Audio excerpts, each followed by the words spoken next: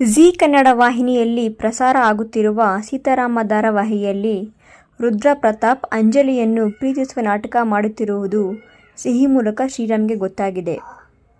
ಸ್ವತಃ ಅಶೋಕ್ ಈ ತನಿಖೆ ಮಾಡಿಸಲು ಡಿಜಿಪಿ ಅವರನ್ನು ಕರೆಸುತ್ತಿದ್ದಾನೆ.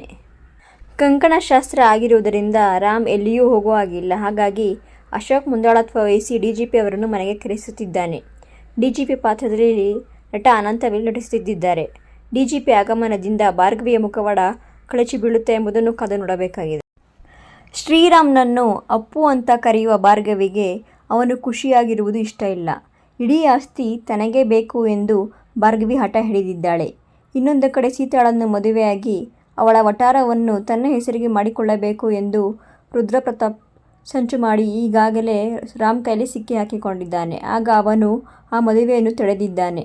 ಭಾರ್ಗವಿ ರುದ್ರ ಪ್ರತಾಪ್ನ ಜೊತೆ ಸೇರಿ ದೇಸಾಯಿ ಕುಟುಂಬವನ್ನು ನಾಶ ಮಾಡಲು ಸಂಚು ಹಾಕುತ್ತಿದ್ದಾಳೆ.